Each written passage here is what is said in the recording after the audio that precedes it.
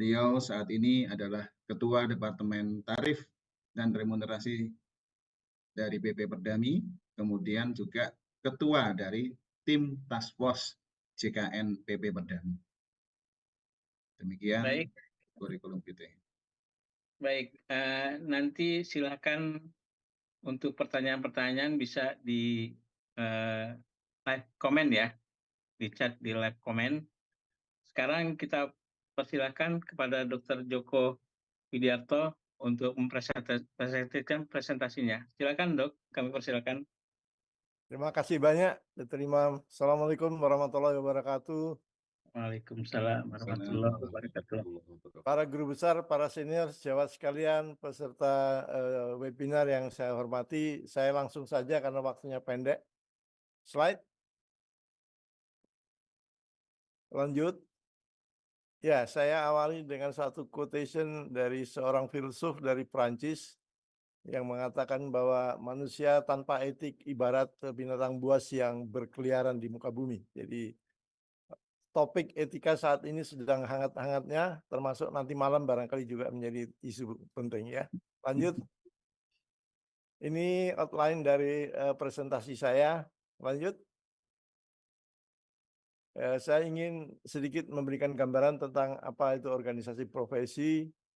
Jadi pada intinya ini kamus hukumnya, orang hukum nih, Black Law Dictionary mengatakan bahwa professional definition itu a person who is a member of a professional body due to educational qualification and follow the prescribed moral and professional code of conduct. Jadi intinya organisasi seorang profesional itu harus mengikuti taat pada code of conduct atau etika yang berlaku di sebuah organisasi.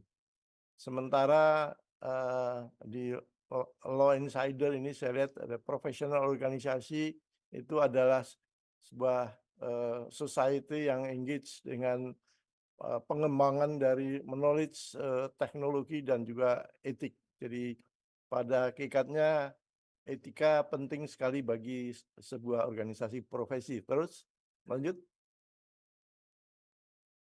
Ya, ini organisasi profesi menurut KBBI dan juga menurut undang-undang. Ada satu undang-undang yang menyebut tentang definisi organisasi profesi, yaitu Undang-Undang 18 tahun 2002 tentang Sistem Nasional Penelitian, Pengembangan, dan Penerapan IPTEK. Nanti bisa dibaca. Lanjut. Yang menarik adalah di dalam Undang-Undang 17 ini tidak disebut adanya satu definisi tentang organisasi profesi. Namun kalau saya mempelajari beberapa versi draft itu ada pernah disebutkan di dalam versi yang Februari 2023. Sebenarnya menurut hemat saya ini definisi yang cukup bagus bahwa organisasi profesi adalah wadah untuk berhimpun tenaga medis atau tenaga kesehatan yang seprofesi dan berdasarkan kesamaan keahlian, aspirasi, kehendak, etika profesi, kebutuhan, kepentingan, kegiatan, dan tujuan untuk berpartisipasi dalam pembangunan kesehatan. Jadi sekali lagi etika juga disebut di dalam definisi yang tidak dijadikan suatu definisi di dalam Undang-Undang Nomor 17. Lanjut. Jadi kalau kita melihat di sini bahwa di dalam Undang-Undang 17 ini hanya ada satu pasal di mana pasal 311 menyebutkan bahwa tenaga medis dan tenaga kesehatan dapat membentuk organisasi profesi. Sementara pembentukannya sesuai dengan ketentuan peraturan perundang-undangan. Yang perlu kita catat bahwa di dalam Undang-Undang 12 nomor 11 tentang pembentukan peraturan perundang-undangan, slide, hierarki peraturan perundang-undangan yang ada di undang-undang tersebut seperti yang bisa kita lihat di sini bahwa di bawah tab MPR itu ada undang-undang atau Perpu. Jadi kalau di dalam undang-undang kesehatan ini tidak disebut definisi mengenai organisasi profesi, maka seyogianya kalau nanti di dalam turunan PP-nya ada definisi tentang organisasi profesi, maka secara hierarki di dalam PP itu di bawah hierarki dari undang-undang. Lanjut. Ciri-ciri profesi sebagian besar Ini saya ambil contoh saja dari satu. Yang penting selalu menyebut bahwa profesi itu memiliki kode etik profesi. Lanjut. Menurut Konsil, ciri profesi dokter adalah ada 7 yang perlu kita catat, kita ketahui. Yang pertama adalah kejujuran, kemudian yang kedua integritas, ketiga pengabdian, yang keempat kepedulian, rasa hormat, belas kasih, dan sopan santun. Jadi ini menunjukkan suatu ciri-ciri altruisme dari sebuah profesi, yaitu profesi kedokteran. Lanjut. Sementara etika kedokteran ini yang sering juga kita mendengar salah kaprah begitu ya. Menurut KBBI adalah suatu norma dan asas yang berlaku bagi profesi dokter sebagai landasan dalam menjalankan praktek profesinya. Ini kata kuncinya ya. Kemudian ada definisi dari PSKI, FKUMY, ini sebenarnya diambil dari manual WMA yang versi lama ini 2005. Lanjut. Sementara ya ini juga ada pengertian yang disampaikan oleh seorang Executive Secretary of SIOM pada tahun sudah cukup lama 1989. Ini yang terbaru dari WMA, ini manual etik di tahun 2015. Yang penting adalah bahwa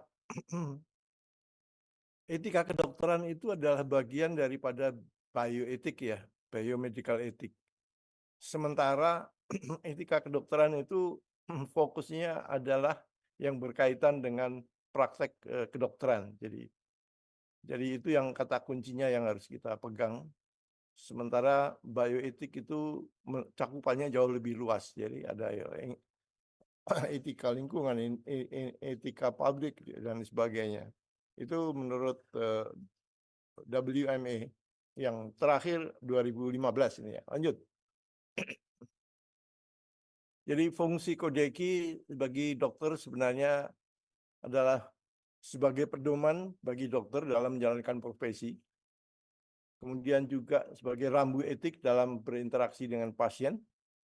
Kemudian juga sebagai tolok ukur kepatuhan dokter terhadap etika profesi. Kemudian juga memberi alat kontrol bagi masyarakat. Jadi kalau ada masyarakat yang dilayani oleh dokter kok tidak sesuai, ini bisa memberitahukan kepada pihak-pihak yang berwenang. Kemudian juga salah satu bentuk perlindungan bagi masyarakat. Sehingga adanya yaitu satu pedoman, satu tolok ukur, dan satu standar etik. Bisa dibayangkan kalau ada 2 etika yang berbeda bagi sebuah profesi, ini bisa repot nantinya kita. Oleh karena itu, dengan adanya itu maka ada satu jaminan kepastian pada kita semuanya. Lanjut. Ini adalah ringkasan, saya sarikan dari Kode Etik Kedokteran Indonesia versi 2012, ada 21. Sementara kalau kita mencermati International Code of Medical Ethics yang baru dirilis tahun 2022, bulan Oktober, yang dulunya 22 pasal, sekarang menjadi 40 pasal ya. Jadi ada beberapa hal yang baru di sana. Di antara 21 pasal ini barangkali yang kaitannya dengan nanti Undang-Undang 17, di antara lainnya adalah sumpah dokter, ada profesional, sikap independen, kemudian persetujuan untuk tindakan, kemudian juga hak pasien, kemudian ada kewajiban untuk melindungi kehidupan, kemudian juga kita punya kewajiban untuk merujuk kalau kita nggak mampu atau fasilitas kita nggak mencukupi. Kemudian kita juga diminta untuk menjaga kerahasiaan pasien kita, kemudian pertolongan darurat dan sebagainya. Lanjut. Saya kutip 2 statement, satu dari WHO dan satu lagi dari WMA. WHO mengatakan bahwa pada hakikatnya etik itu adalah suatu fondasi dari hukum.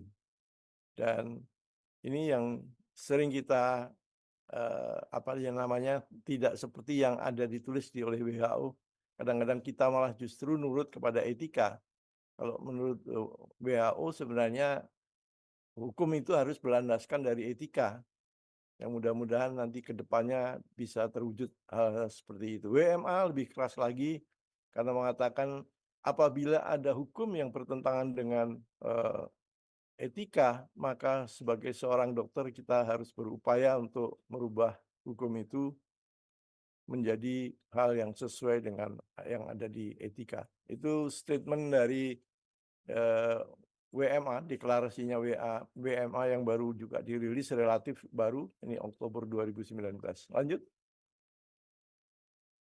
Jadi yang perlu juga kita pahami bahwa profesionalisme dokter tidak akan bisa tumbuh dan berkembang dengan baik tanpa ada 3 pengaturan yang baik, yaitu good corporate governance, itu kaitannya dengan misalnya HBL, di mana di dalamnya ada corporate bylaws, ada medical staff bylaws, ada clinical staff bylaws, dan juga regulasi-regulasi yang dibuat oleh rumah sakit itu sendiri.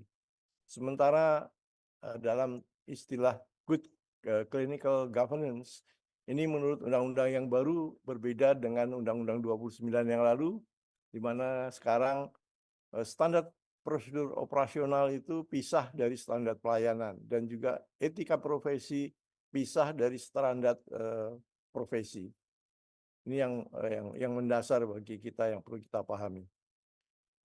Good ethical governance disebut juga di dalam Undang-Undang 17, karena di sana ada 3 hal ini kayak sebagai, kalau pepatah Minang ini tiga tungku sejerangan, jadi 3-3-nya itu punya kekuatan yang saling mendukung.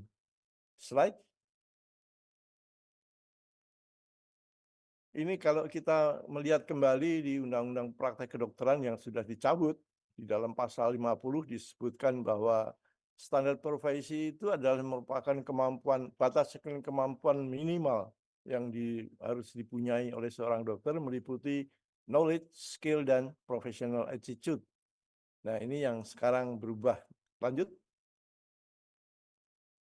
Kalau kita melihat undang-undang yang baru, Undang-Undang 17 di pasal 273 dan 274, di sana jelas disebutkan bahwa ada hak dari tenaga kesehatan maupun tenaga medis akan mendapat perlindungan kalau melaksanakan tugas sesuai dengan standar profesi, ya, standar pelayanan profesi, standar prosedur operasional, jadi pisah ini, dan etika profesi serta kebutuhan kesehatan pasien.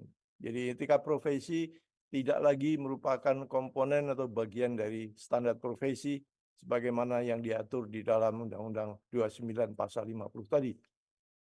Pasal 274 ini menunjukkan kewajiban bagi seorang dokter sebagaimana yang ada di pasal 273 tadi. Sementara itu dari kedua pasal ini tidak ada penjelasan di dalam penjelasan pasalnya, dikatakan sudah cukup jelas. Lanjut.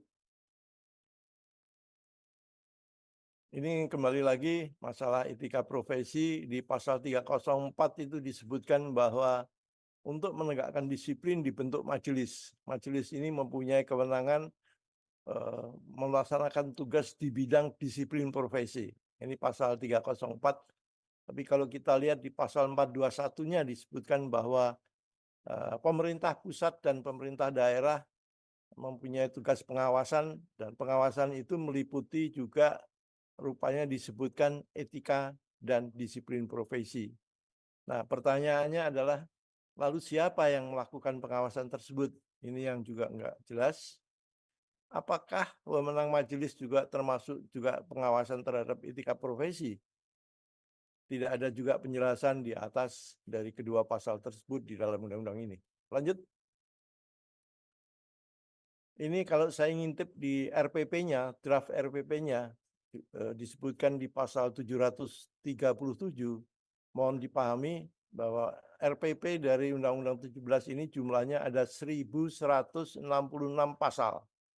Cukup banyak, jadi cukup perlu ketelitian untuk membacanya satu persatu.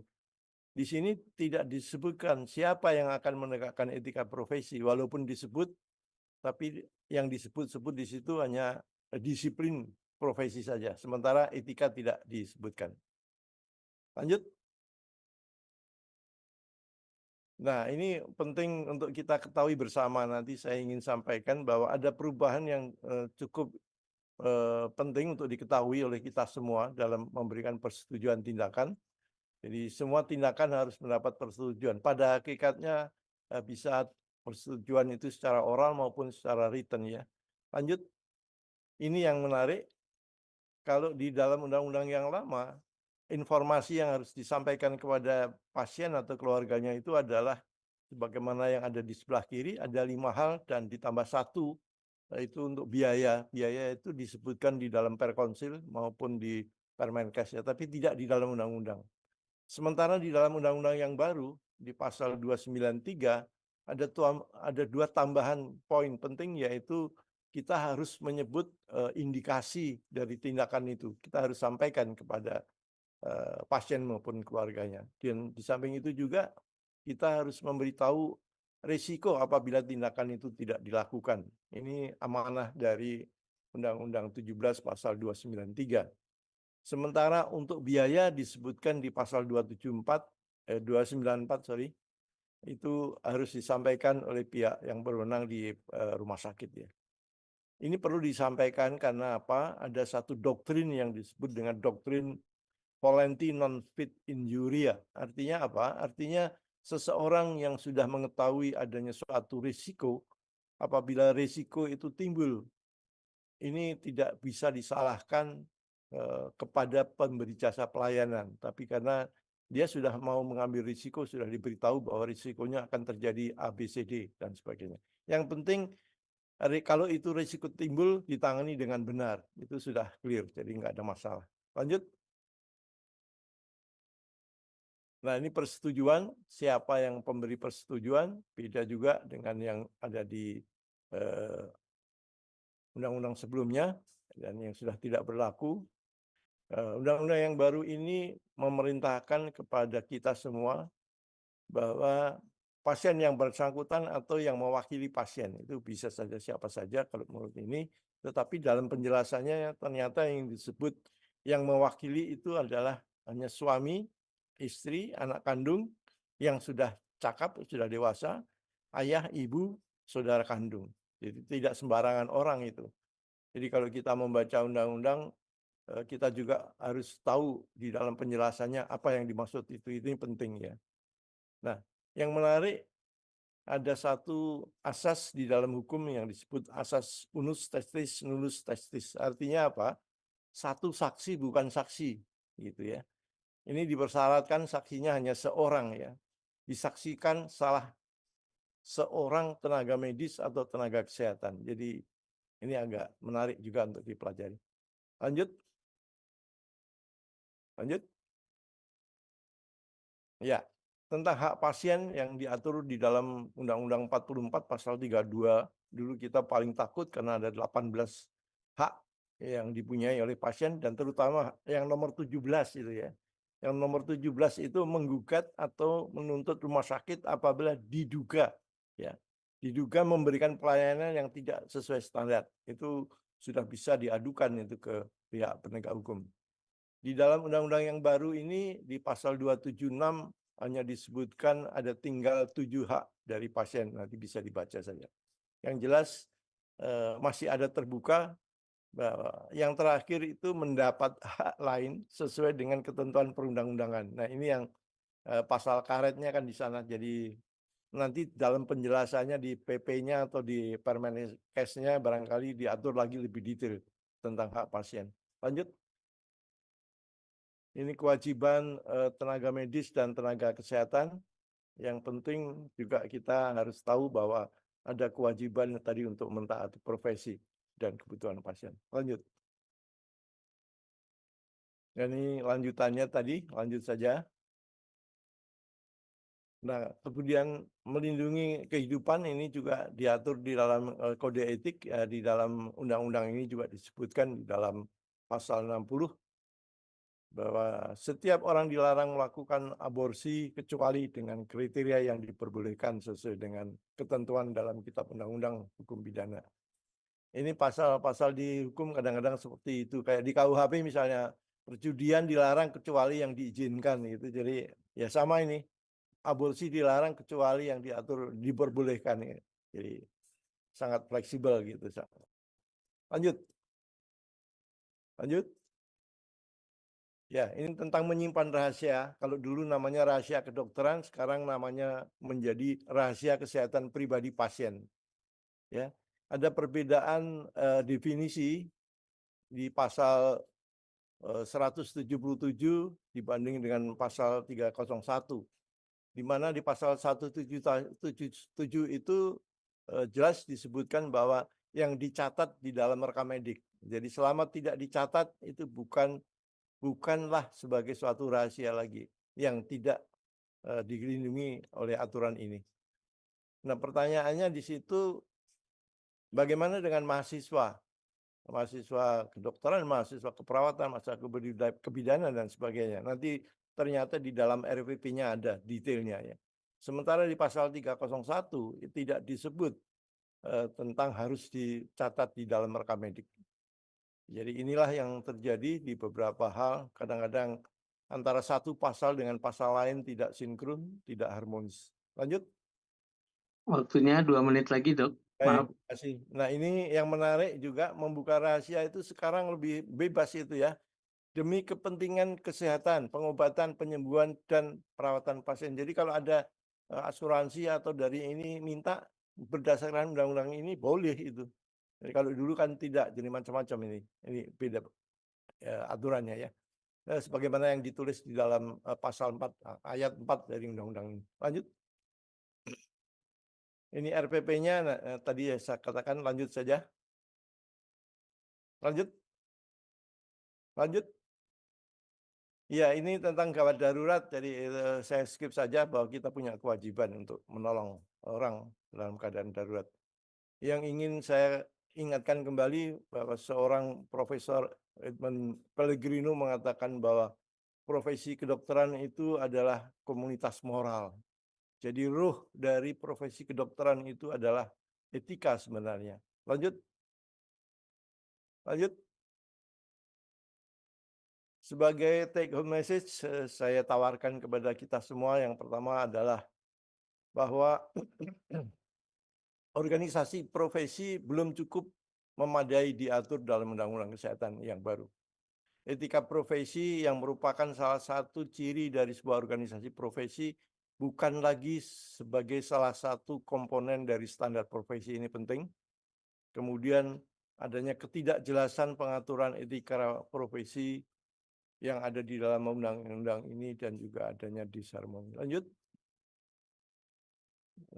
Akhirnya apabila ada komentar, ada masukan, dengan senang hati akan kami menerimanya. Dan sebagai penutup, lanjut, saya akhiri dengan sebuah pantun. Apabila ada jarum yang patah, jangan disimpan dalam almari. Apabila ada ucap kata kami yang salah, mohon maaf kami diberi. Terima kasih. Assalamualaikum warahmatullahi wabarakatuh. Saya kembalikan kepada moderator. Waalaikumsalam warahmatullahi wabarakatuh. Terima kasih Dr. Joko, sangat membuka wawasan kita ya tentang etik. Baik, kita akan ke pembicara berikutnya. Kepada Dr. Muhammad Rifki Setianto, kami persilakan, Dok. Waktu 15 menit. Ya, oke. Assalamualaikum warahmatullahi wabarakatuh. Loh, masih anu? Waalaikumsalam warahmatullahi wabarakatuh.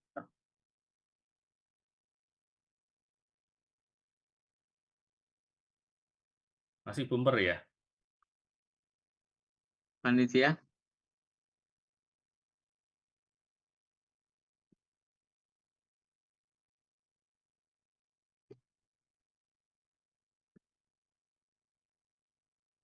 Ya, oke. Assalamualaikum warahmatullahi wabarakatuh. Selamat sore, Profesor, Doktor, Senior, dan sejawat sekalian. Pada sore hari ini, saya mendapat tugas untuk membawakan materi yang kami beri judul slide.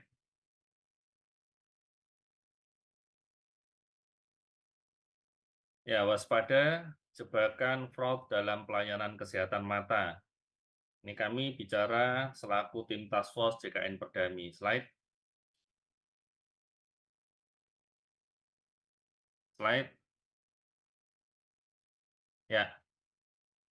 Sekitar bulan Juli dan bulan Agustus, PP Perdami mendapat undangan dari BPJS Kesehatan maupun dari Sekretaris Inspektorat Jenderal Kementerian Kesehatan Republik Indonesia untuk membahas tentang pencegahan kecurangan JKN sekaligus membahas tentang rencana penelusuran skema fraud JKN.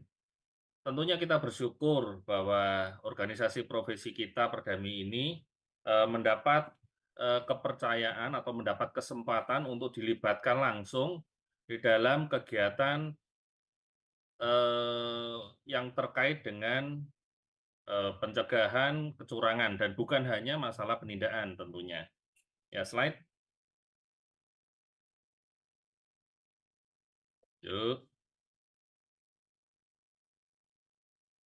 Ya. Ini adalah dasar hukum untuk pencegahan dan penanganan kecurangan atau fraud, serta pengenaan sanksi terhadap kecurangan dalam pelaksanaan program JKN. Ya, Peraturan Menteri Kesehatan ini juga diperkuat dengan adanya suatu keputusan Menteri Kesehatan Republik Indonesia tahun 2023 tentang tim pencegahan dan penanganan kecurangan di tingkat pusat dalam pelaksanaan program JKN. Slide.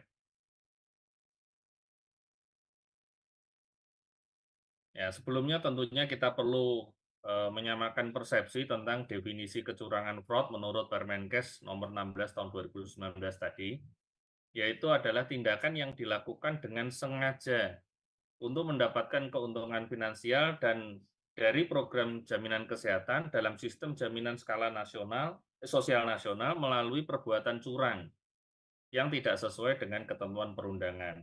Memang di sini tampak kita bisa lihat jelas bahwa tindakan yang dimaksud dalam fraud ada tindakan yang sengaja. Namun hati-hati bahwa kadang yang kita tidak sengaja lakukan bisa jadi dalam proses penelusuran bisa dianggap sengaja sepanjang itu juga mendatangkan keuntungan finansial. Nah, ini hati-hati. Maka kami mengangkat judul ini adalah bagaimana agar kita benar-benar bisa waspada, jangan terjebak dengan kegiatan-kegiatan dalam layanan mata selama dalam keseharian yang ternyata bahwa itu masuk di dalam kategori fraud. Slide. Ya, kecurangan atau fraud ini dalam pasal 2 Permenkes tersebut juga dikatakan bahwa bisa dilakukan oleh peserta BPJS Kesehatan, juga oleh fasilitas kesehatan atau pemberi layanan kesehatan. Nah, ini saya kasih tanda kotak merah ini maksudnya adalah kita berada di sini posisinya. Tentunya juga bisa dilakukan oleh penyedia obat atau alat kesehatan dan pemangku kepentingan lainnya. Tapi poinnya adalah kita bisa jadi sasaran dan ini sasaran untuk pemeriksaan maksud saya, ya, dan ini juga ada di dalam Permenkes, sudah diatur dalam Permenkes tersebut. Ya, slide. Nah, ini adalah jenis-jenis kecurangan atau fraud yang tidak bosan-bosan kami sosialisasikan terus-menerus. Mungkin dalam PIT yang sebelumnya belum sempat untuk menyampaikan dan ini kami berkesempatan untuk menyampaikan. Ya, yang pertama adalah manipulasi diagnosis dan atau tindakan. Seperti upcoding tentu saja kita tahu dan ini yang sekarang menjadi menjadi temuan-temuan atau bahkan dibidik oleh mitra kita BPJS yaitu irisan jam layanan. Ya, kita harus hati-hati dalam menentukan di mana jam praktek kita dan jam berapa, ya, di mana dan jam berapa. Ya, cloning, repeat billing, phantom billing, tentu saja itu menjadi suatu jenis kecurangan. dan juga pemecahan episode pelayanan atau fragmentasi sesuatu layanan yang mestinya bisa dilakukan sekaligus dalam satu episode, tapi kita lakukan 2 kali misalnya. Rujukan semu atau merujuk ke diri sendiri termasuk dalamnya. Atau tidak sesuai cakupan dan manfaat, unprocedured referral. Contohnya ini adalah bakti sosial. Nah, ini yang saya katakan tadi, jangan sampai kita yang semangat untuk berbakti sosial, untuk berbagi dengan sesama, tetapi mitra kita mungkin dari fasilitas layanan kesehatan atau mungkin dari penyandang dana dan sebagainya melakukan upaya-upaya double claim misalnya atau double funding. Nah, ini hati-hati sekali. Double funding dalam hal ini misalnya dengan BPJS. Nah, ini kita juga bisa terlibat. Melakukan tindakan pengobatan yang tidak sesuai indikasi medis. Oke, sudah jelas saya kira. Memberi atau menerima suap terkait jaminan kesehatan sosial atau kickback atas rujukan. Nah, ini jadi pasien yang dirujuk ke tempat kita, layanan kita, dan kita memberi rasa terima kasih mungkin maksudnya. Nah, itu bisa juga jadi sebagai dimasukkan dalam jenis kecurangan. Jadi ini harap berhati-hati. Juga memberi ketentuan untuk pasien melakukan iur biaya untuk mendapatkan layanan tertentu. Ini juga termasuk jenis kecurangan. Slide. Ya, untuk pasal 6 ini di dalam Permenkes tersebut menyampaikan tentang sanksi administratif dan sanksi tambahan. Slide berikutnya.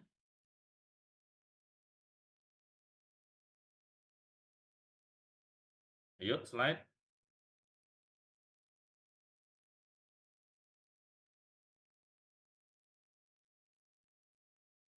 Ini. Ayo, slide. Nah, ya.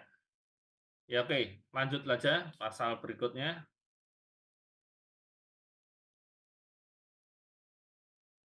Ya, di dalam pasal 8 disampaikan mengenai kategori pelanggaran, di mana kategori pelanggaran itu bisa ringan, sedang, dan berat. Yang hati-hati ini adalah yang berat tentu saja ya, bisa bukan hanya pengembalian kerugian saja, tapi juga bisa denda dan bahkan bisa sampai pencabutan izin praktek kita. Slide. Nah, kita perlu tahu ini bahwa di dalam peraturan keputusan Menteri Kesehatan tersebut, tim pencegahan dan penanganan fraud itu sebenarnya ada di tingkat pusat, provinsi, dan kabupaten kota. Di mana di tingkat pusat, provinsi maupun kabupaten kota, yaitu ada unsur-unsur dari Kemenkes dan jajarannya, ada unsur dari pemerintah daerah, ada unsur dari BPJS Kesehatan, tentunya pusat, wilayah, sampai dengan ke cabang. Dan kalau diperhatikan di sini, saya beri tanda ini, asosiasi profesi mestinya juga perlu untuk dilibatkan. Nah, maka dari itu di sini Perdami menyambut dari peraturan ini bahwa perlunya organisasi profesi untuk bisa ikut dalam peran aktif pencegahan dan penanganan fraud. Slide. Nah, untuk itu maka tim Task Force Perdami JKN ini dibentuk yang kemudian memutuskan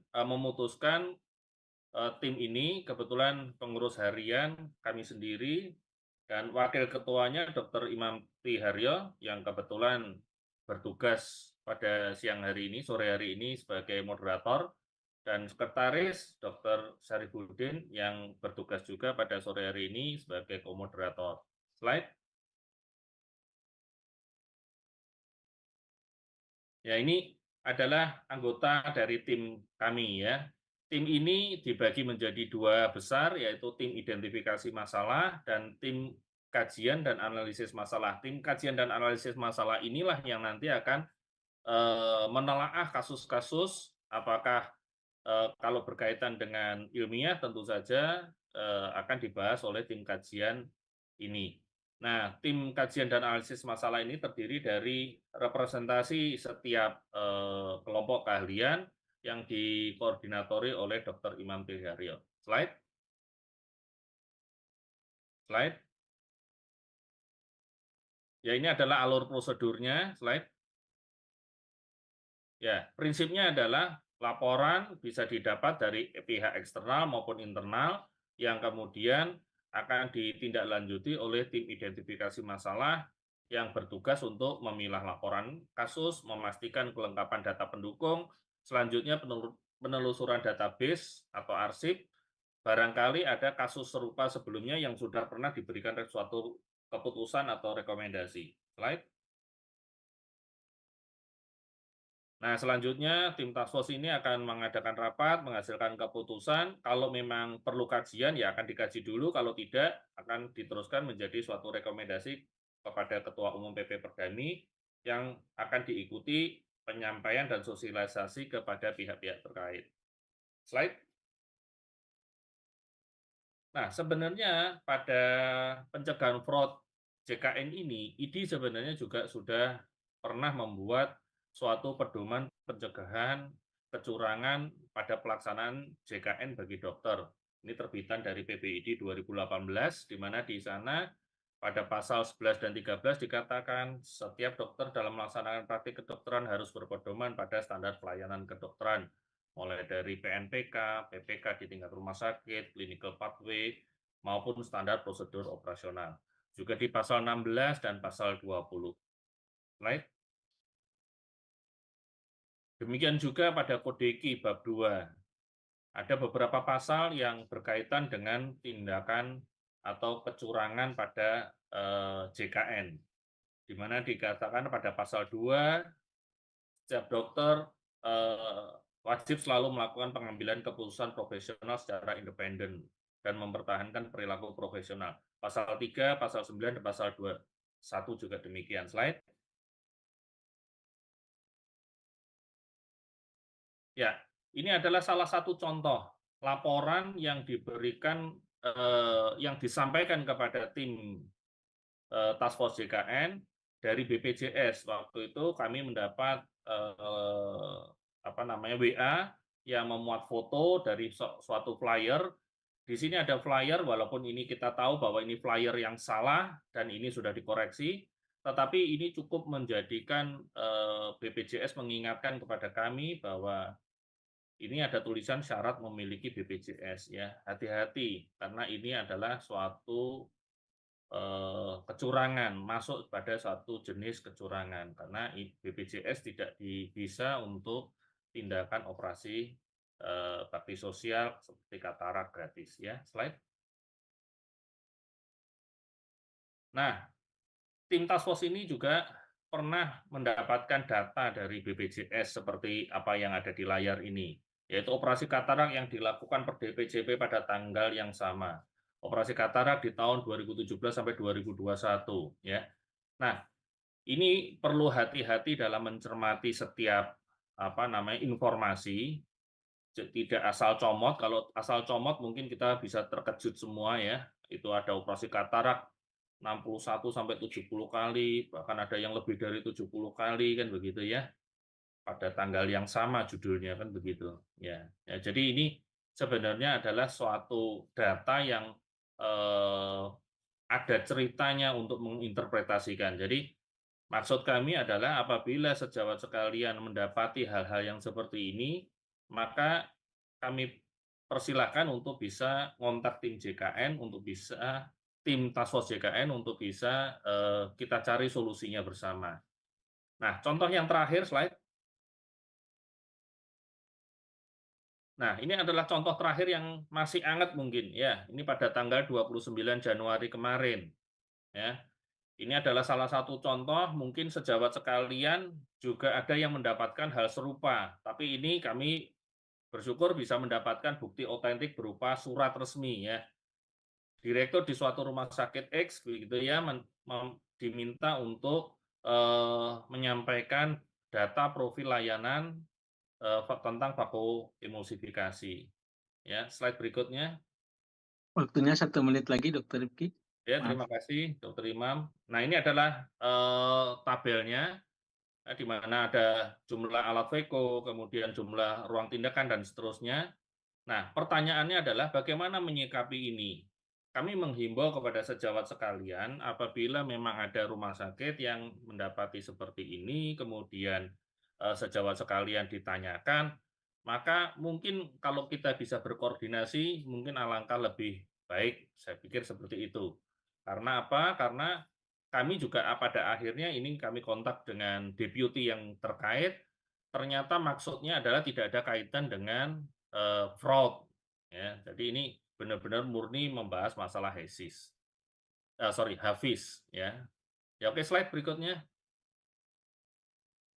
Nah, untuk itu, ini kami menyampaikan di sini, kalau mau email ada di sana, tim.jkn.perdami.or.id. Untuk WhatsApp bisa ke kami, Dr. Imam atau Dr. Syarifudin, nomornya tersebut. Slide berikutnya.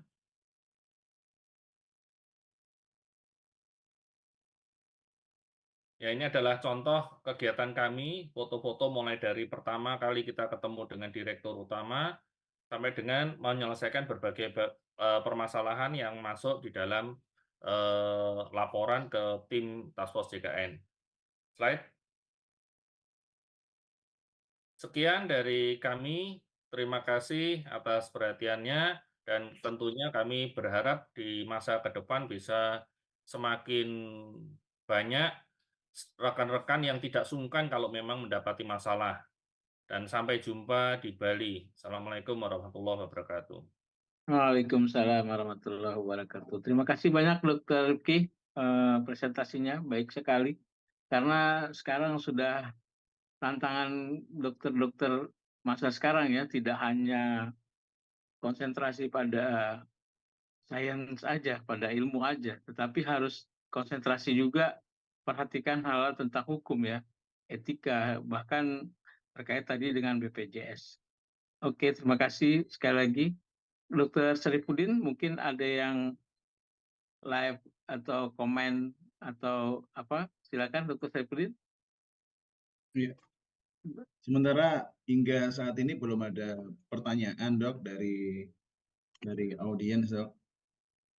Mungkin barangkali sambil menunggu pertanyaan dari audiens, bila boleh saya yang bertanya, Dok, atau dari Dr. Silakan, boleh deh. Silakan, Dok. Baik, Dr. Joko yang terhormat, ini tadi jenengan menyampaikan ada RPP ya, yang terdiri dari 1166 pasal, dan yang saya ketahui sebenarnya ada 100 RPP, 2 R Perpres dan 5 RKMK ya, yang sudah lama sekali belum muncul sejak keluarnya Undang-Undang 17 tahun 2023, yang tentunya ini menjadi kekosongan norma. Banyak hal begitu ya, terkait tadi juga yang disampaikan Dr. Joko tentang etika profesi juga demikian. Nah, bagaimana kita menyikapi apabila terjadi kasus-kasus yang ternyata masih terjadi kekosongan norma ini, Dr. Joko? Mungkin itu pertanyaan saya.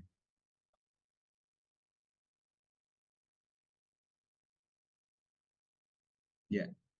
Silakan, Dok.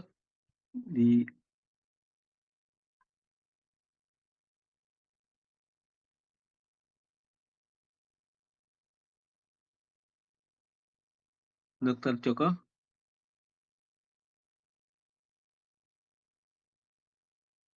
Masih mute, sorry.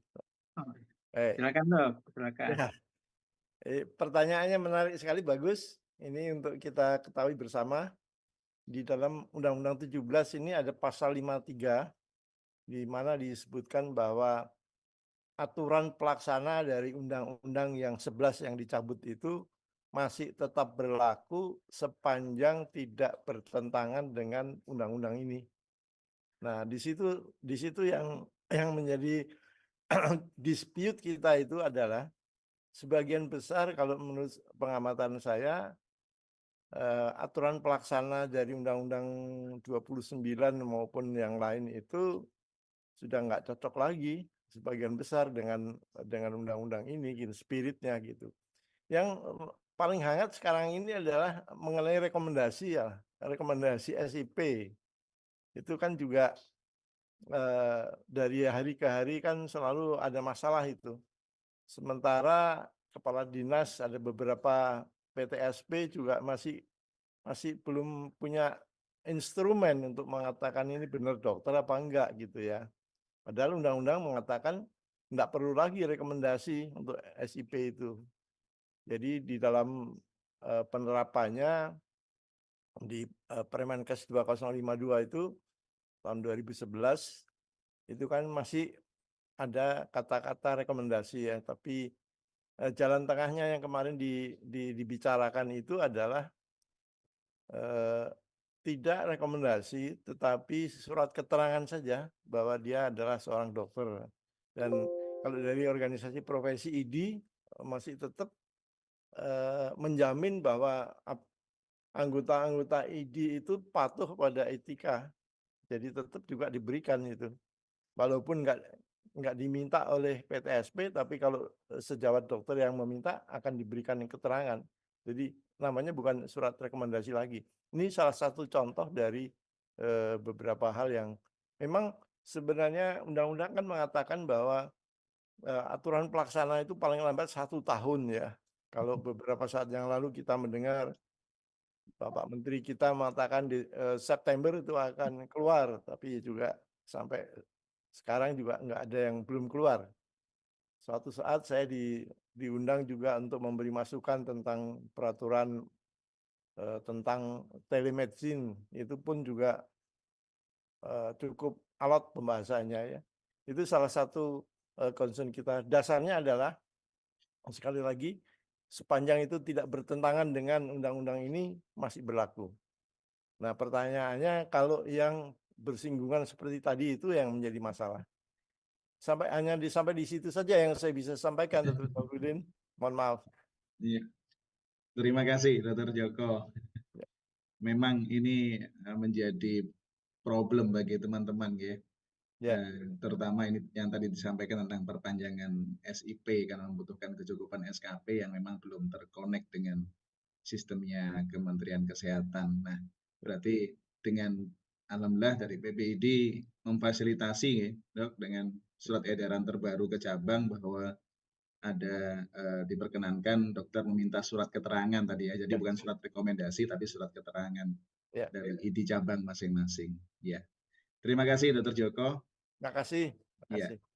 Dr. Imam, ini di kolom chat juga masih belum ada pertanyaan. Bila Dr. Imam tidak ada pertanyaan, saya mau sedikit ke Dr. Rifki. Iya, silakan Dr. Sarifudin. Iya. Saya tidak berani bertanya ke ketua saya ya, karena saya seorang sekretaris. Cuman Dr. Rifki mungkin perlu disampaikan dan diingatkan tentang perlunya teman-teman sejawat anggota Perdami yang menjadi TKMKB di setiap BPJS cabang masing-masing untuk menghubungi kami, menghubungi kita di tim Task Force JKN sehingga sewaktu-waktu bisa dapat koordinasi dan tidak mengambil keputusan secara sepihak yang mungkin berbeda dengan rekomendasi yang kita berikan. Mungkin Dr. Rifki bisa menambahkan. Terima kasih. Ya, terima kasih Dr. Sarifudin. Ya, terima kasih diingatkan dan melalui forum ini juga betul sekali bahwa selama ini kan memang adanya tim KMKB itu awal muasalnya dibutuhkan untuk menyelesaikan masalah-masalah perselisihan di lapangan, kan begitu. Namun semenjak perbincangan Perdami dengan mitra kita BPJS Kesehatan, yang dari Perdami dipimpin langsung oleh Ketua PP, Prof. Budu, dan dari BPJS Kesehatan dipimpin langsung oleh Direktur Utama waktu itu, bersepakat bahwa untuk hal-hal khusus yang terkait dengan layanan mata, dari Direktur Utama waktu itu memang meminta untuk dibentuk tim khusus, tim task force ini. akhirnya kita sepakati, kemudian maka tim KMKB yang ada di daerah yang memang dibentuk oleh BPJS, karena memang sudah dibentuk, ya sudah nggak apa-apa dibentuk, tetapi mohon kiranya tentunya di tim KMKB itu kan ada unsur masing-masing profesi ya, artinya dari perhimpunan. Dalam konteks hal ini kalau ada sejawat yang menjadi anggota atau bahkan ketua mungkin dari tim KMKB yang di tingkat baik itu cabang, baik itu wilayah atau provinsi, atau mungkin bahkan ada yang di tingkat pusat, mohon kiranya berkenan untuk merapatkan barisan dengan tim task force JKN Perdami, saya kira seperti itu. Sehingga untuk apa? Agar seperti yang disampaikan Dr. Syarifudin, ketika nanti ada permintaan pertimbangan, kami bisa kita bisa berkoordinasi dan dari tim task force tadi kan sudah kita sampaikan bahwa ada tim untuk menganalisis masalah-masalah yang terdiri dari representasi seluruh kelompok keahlian yang ada di Perdami. Jadi kalau memang sebagai contoh masalahnya adalah masalah perselisihan tonometri misalnya, mungkin nanti kita bisa bahas dan kita mintakan pertimbangan dari kelompok keahlian glaukoma, saya kira seperti itu. Dan beberapa waktu yang lalu kan juga ada dari tonometri, mungkin juga foto fundus dan sebagainya. Ya, saya kira betul sekali Dr. Syarifudin. Kami berharap mungkin ada sejawat yang ada di tim KMKB bisa atau berkenan kiranya kalau ada permasalahan-permasalahan, pertimbangan tidak memutuskan tapi memberi informasi kepada kami dan berkoordinasi. Saya kira begitu. Ya. Baik, terima kasih Dr. Ki. Dr. Syarifudin, kayaknya ada satu pertanyaan itu. Ya, ada satu pertanyaan, Dr. Imam. Baik. Dijawab dengan singkat, Dokter. Saya bacakan.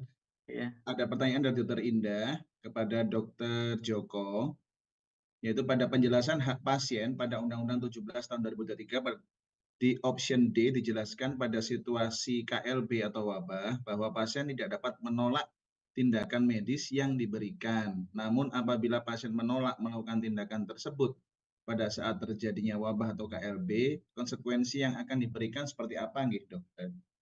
Mohon dijawab dengan singkat, Dok, karena kita keterbatasan waktu. Ya, silakan, menarik. Memang sanksinya itu nggak diatur di situ ya. Sanksinya itu diatur ketaatan pada perundang-undangan, jadi secara umum. Sama halnya misalnya, saya juga ingin ngingetin teman-teman semua ya, fraud ini kan sebenarnya ada indikasi kecurangan. Kecurangan itu diatur di KUHP 378 ya, jadi hati-hati.